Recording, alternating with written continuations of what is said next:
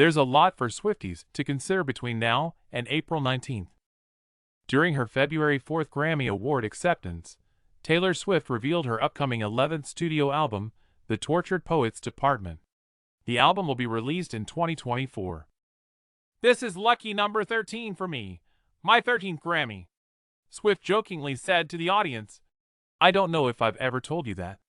As a way of saying thank you to all of the fans, I've been keeping this a secret for the past 2 years. My brand new album is coming out on April 19th.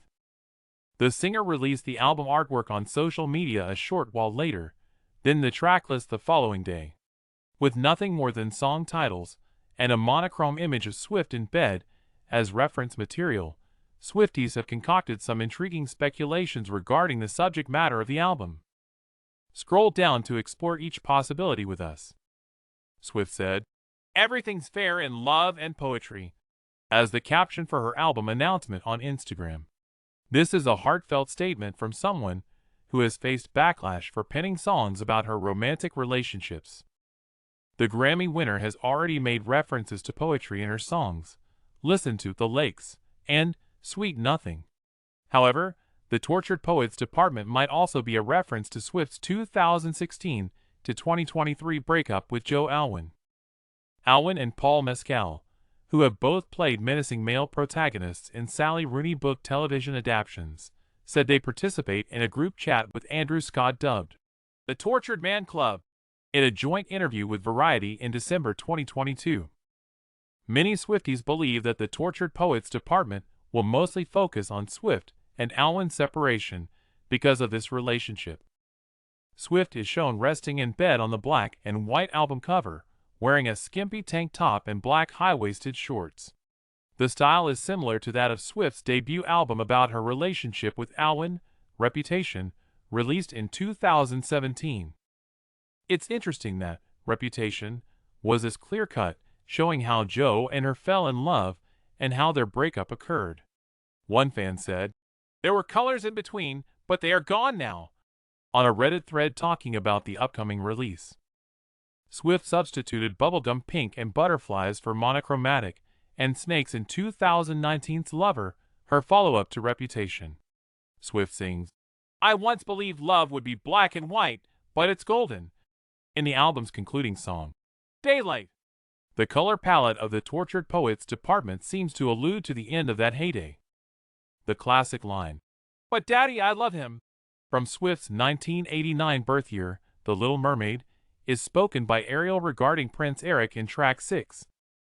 Fans of Swift have made comparisons between Ariel giving up her voice for love and Swift remaining quiet in a romance with the very reserved Alwyn.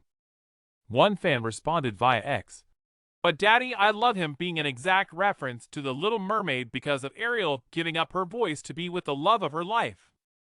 Not everyone, though, agrees that the song is about Alwyn. Some fans have claimed that Harry Styles may have been the inspiration behind the song by pointing to old pictures of him sporting the Little Mermaid phrase on a shirt. Styles dated Swift from late 2012 to early 2013. Swift is said to have drawn inspiration for a number of her songs from their romance, including Style, Out of the Woods, and I Knew You Were Trouble. Swift has a history of saving the most vulnerable and heartbreaking tracks for the 5th position on her albums. Among the heartfelt songs to make this list are Dear John, White Horse, and You're on Your Own, Kid. So Long, London. The 5th song on The Tortured Poets Department is probably a farewell to one of Swift and Alwyn's happy places. The playful lover song, London Boy, was inspired by Alwyn, who was born and raised in the nation's capital. Fortnight, the album's lead single featuring Post Malone, seems to be a reference to Swift's previous British boyfriend, according to some fans. As an aside, one X-user commented, "Funny noting that Fortnight is apparently not used much in American language, and that it comes from British language." Swift has written songs about misunderstood socialites, the last great American dynasty, and starlets disillusioned with fame. The lucky one. Therefore, the final track, Clara Bow, is not surprising. Bow rose to fame in the silent film era of the 1920s and is regarded as the original It Girl. she experienced mental health problems later in life and become more withdrawn. According to The Guardian, Bao once remarked, "Every time the flapper is laughing and dancing, there's a feeling of tragedy underneath. She's unhappy and disillusioned, and that's what people sense." This concept is reminiscent of Swift's 2020 song, Mirror Ball, in which she draws a comparison between the idea of celebrity and the shattered, gleaming orb. "I am a mirror ball. Tonight, I will present you with every aspect of yourself / I will bring you to the dance floor, radiant and stunning, and when I smash it, it will be in a million pieces," she sings. Swifties predict that Clara Bow will act as a sobering reminder of the price of notoriety and media attention. "I'm ill." Clara Bow's private life and rumors about her love life were discussed so much that it caused her to have a mental collapse and check herself into a sanitarium. One ex-user said, "Taylor Swift is sending a message to everyone." Fans of Swift are under the impression that Tortured Poets Department will chronicle her celebration of her break from Alwyn based on two song titles. The side of Swift's first year as tour performance, following her breakup with the Conversations with Friends star, was hinted at in the April 2023 song, Florida, which features Florence and the Machine. Swift noticeably altered the set selection for the Tampa show, replacing the romantically charged song, Invisible String, with the song, The One, which is about a love that eluded him. Fresh Out the Slammer, a song by Tortured Poets Department, has fans wondering if Swift will draw a comparison between her 6-year romance with Alwyn and her time spent in prison. In her 2017 song, Ready for It?, she made a comparison between love and incarceration, a song that is thought to have been inspired by Alwyn. On the song Reputation, she sings, "He can be my jailer, Burton to this Taylor," making reference to Elizabeth Taylor and her ex-husband Richard Burton. Who's Afraid of Little Old Me is track 10 from Tortured Poets Department, and Swift gave Taylor and Burton another nod. In the 1966 film Who's Afraid of Virginia Woolf?, which was based on the play of the same name, the pair played the unhappy married couple George and Martha. While Swift and Alwyn announced it quits, track 13, I Can Do It With a Broken Heart, appears to be a suggestion that Swift will carry on touring. In December 2023, Swift said to Time, "I know I'm going on that stage whether I'm sick, injured, heartbroken, uncomfortable, or stressed. That now forms a part of who I am as a person." Swift had a brief affair with Matty Healy, the frontman of the 1975, following her breakup with Alwyn and prior to the start of her whirlwind romance with Travis Kelce in the summer of 2023. Healy's contentious remarks during a February 2023 appearance on the podcast, The Adam Friedland Show, caused reaction against the romance. Healy referred to Ice Spice as a chubby Chinese lady and a Inuit space girl during the interview. Later that month, he apologized to the public. Guilty as sin? From Tortured Poets Department might be Swift's response to criticism of Healy's actions. The song, I Can Fix Him, No Really I Can, found on track 11, is another candidate about Healy, who has the worst reputation of all of Swift's ex-boyfriends. In track 12, LOM, the term, Love of My Life, is shortened. During the Eras tour in July 2023, Swift famously had to fight back tears when she performed her 2017 duet, I Don't Want to Live Forever, with Zayn Malik. When she sang the line, wondering if I dodged a bullet or just lost the love of my life, she appeared to be very moved. Some admirers saw the incident as a unique window into Swift's suffering following her breakup with Alwyn.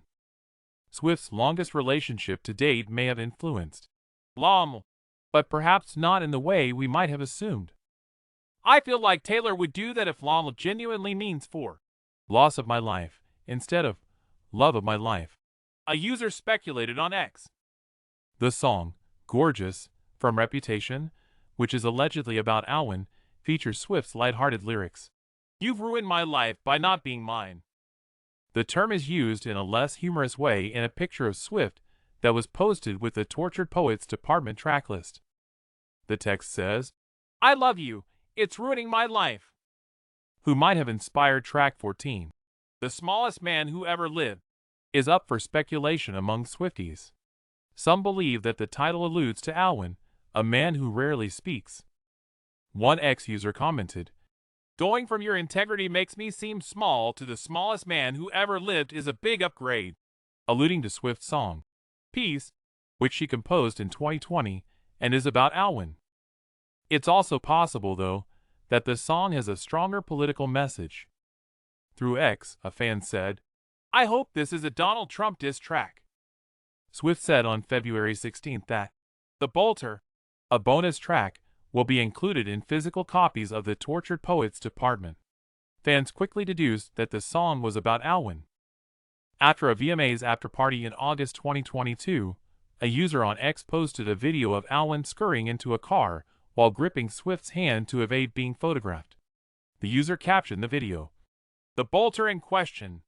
Y'all know damn well this is the Bolter she's referring to," wrote a fan who posted the same video on social media. "Yep, it's bad for him. I'm a little afraid." Some fans questioned whether Swift herself might be mentioned in the title. Regarding Swift's Reputation song, which is about ending one relationship and starting another, someone tweeted, "You're gonna tell me that the one with a getaway car isn't also the Bolter?" Swift informed fans at an Eras tour performance in Melbourne, Australia, that writing the Tortured Poets Department was a lifeline for her the same day she revealed the new song. "I had to make it," she declared. "I've never had an album where I needed songwriting more than I did on Tortured Poets, and it kind of reminded me why songwriting is something that genuinely gets me through life." According to a more in-depth interpretation of The Bolter, Swift might have been writing about Lady Adina Sackville, a British aristocrat who made her home in colonial Kenya in the 1930s. 2008 saw the publication of The Bolter, a non-fiction book written by her great-granddaughter Frances Osborne.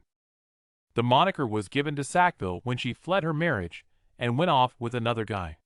Her 5 marriages and divorces together earned her the nickname, The Bolter. Although Swift enjoys singing about historical people, see Clara Bow above, The Bolter might possibly be a reference to the reputation Swift has built up over the course of her career as a result of the number of famous people the singer has dated. Not that the tracklist wasn't enough of a harbinger. The album's release date holds additional significance. On April 19th, fans discovered that Swift's friends Blake Lively and Ryan Reynolds had unfollowed Alwyn on social media. The battles of Lexington and Concord, 2 of the American Revolutionary War's earliest military engagements, are also commemorated on this occasion. Remember when the Americans battled the British to gain their independence? Similar to how Swift created a breakup album about her London boy and then made headlines worldwide when she announced it at the Grammys, Swift revealed a new extra song called The Albatross during her February 23rd Eras tour performance in Sydney, Australia. Her fans have been speculating about possible connections between the song and Alwyn ever since. Swifties first turned to Merriam-Webster, which describes albatross as something that greatly hinders accomplishment, or something that causes persistent deep concern or anxiety. Some have linked the hypothesis to Samuel Taylor Coleridge's poem, The Rime of the Ancient Mariner, published in 1798. Coleridge uses the bird, which is symbolic of good fortune, to introduce an albatross metaphor after it follows a ship out to sea. The ship begins to suffer after the mariner kills the albatross, and he is made to carry the dead bird around his neck as a burden or a sign of shame. It's also noteworthy that albatrosses have a 6-year flying lifespan without landing. Alwyn and Swift dated for 6 years. During a March Eras tour stop in Singapore, Swift made the announcement of a 4th special edition of the album. An additional tune titled The Black Dog, which is a common way to convey depression or extreme sadness, will be included with the version. A definition from the mental health resource BetterHelp states that, for many people, this metaphor describes a state of depression characterized by sadness or lack of will, including the loss of desire to partake in activities you once loved. Those who are suffering from depression, whether as adults, children, or loved ones, may find this metaphor useful. Although it appears that the title alludes to a difficult time in the subject's life, an ex-user speculated that it might also have anything to do with another song on the album. The fan commented, "Not only did Clara Bow own a black dog, but she also wrote a 3-page eulogy for him when he passed away, and that's the most Taylor-coded thing ever." Fans speculated that Swift will release 5 different versions of the album, each one symbolizing a different stage of grieving, after she revealed 2 special editions. The 5 stages of mourning include denial, anger, bargaining, depression, and acceptance. They were initially described by Elizabeth Kubler-Ross in her 1969 book on death and dying.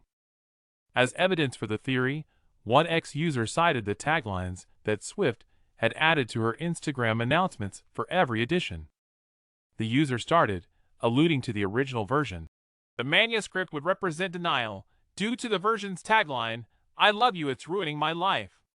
Regarding the bolter, the slogan, which reads, 'You don't get to tell me about sad,' raises the possibility that it represents rage. The bird that asks, 'Am I allowed to cry?' could be a metaphor for haggling."